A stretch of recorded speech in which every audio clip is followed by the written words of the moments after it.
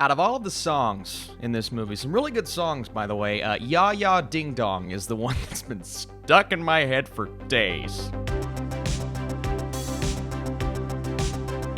What is up, Netflix fans? Welcome back to my channel. Every weekend I talk about the brand new movie or show on Netflix, and today's movie, it's a long one. It's Eurovision Song Contest, the Story of Fire Saga. So when aspiring musicians Lars and Sigrid are given the opportunity of a lifetime to represent their country at the world's biggest song competition, they finally have a chance to prove that any dream is a dream worth fighting for. So this film is directed by David Dobkin, the filmmaker behind The Judge and Wedding Crashers. So a little bit of background in the comedy world for sure, starring Will Ferrell, Rachel McAdams, Pierce Brosnan, Dan Stevens, a little bit of Demi Lovato in there as well. So I was excited for this for a number of reasons. I watched the trailer and I said to myself, okay, this could either fall really flat or surprise.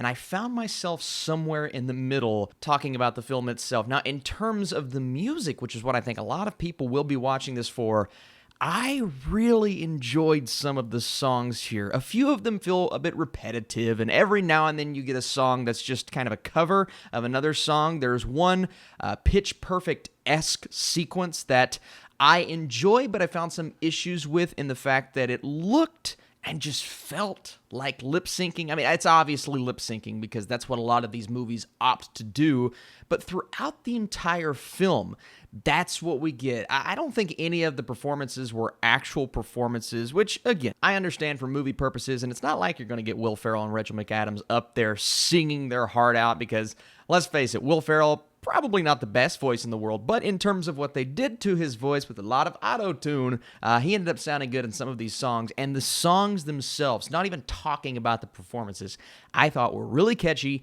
They're going to stick with you for a long time, and I think that's the best element that people are going to walk away with from this movie. Now, there are some emotional subplots, and we'll talk about that here in just a second, but let's start with the performances in themselves. I really enjoyed Rachel McAdams in this movie. She gives it her all when she's on stage in terms of acting, and her emotional subplots were really entertaining. Now, the main emotional subplot, I would say, is the story between Will Ferrell and his father, played by Pierce Brosnan. He's just a guy who's trying to prove himself to a man that he looks up to, and a man that doesn't necessarily respect him or believe in what he's doing. I found that story to be extremely interesting. Again, it comes down to the execution, and that's a subplot that I felt like they explored to a degree, but it almost feels as satirical as the movie itself because obviously they're playing on Eurovision. And I don't know as much about Eurovision as some will, so if you're going into this looking for a pure spoof on what you know and love, you may end up getting that. And just judging the movie as a movie, though, I'm looking more into the comedy beats. Did they work? And does the emotion work for some of these storylines that they set up? And again, that relationship between Ferrell and his father was one I was looking forward to, getting some sort of emotional payoff. And they do that to a degree, but the building of that relationship doesn't get focused on as much, and they replace what could have been a nice story arc with certain comedy beats, and they go for the comedy here, that's for sure, but this isn't a movie that I found necessarily funny. I found it more entertaining, just not filled with laughter, if that makes sense. I like some of these stage performances. The grand set pieces are extremely entertaining, and it does in turn feel like a throwback to the classic Will Ferrell comedy, the way that he presents himself in a movie like Talladega Nights or Step Brothers.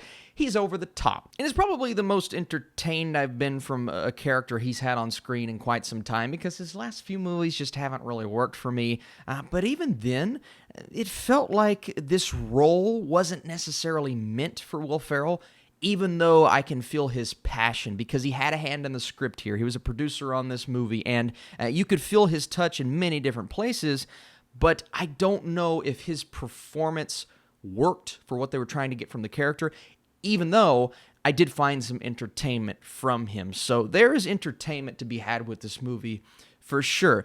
A few of the comedy beats work. There are some inside, maybe even Iceland-specific jokes that, subplots didn't really find them to work all that well. They didn't necessarily come back around, and some things about the story that just fell flat completely. Some relationships they tried to build up, and some moments on stage where I'm just like, people are sitting back and booing some of these performances that are good performances. They just end up having issues more on the technical side, and I found that to be a bit questionable. It's like, are they doing this for the sake of the plot, or are they doing it because it makes sense? Because for me, some of those moments just, and I know it's a spoof, it's a satire, they're playing on this Eurovision thing, but even then, some of this felt so distanced from reality, it kind of took me out of the movie. And back to the emotional beats, these moments worked way more for me than the comedy beats themselves, that and the music, but I love the fact that they're representing their country here, and there's that love for where they are from, and they showcase that not only through their music,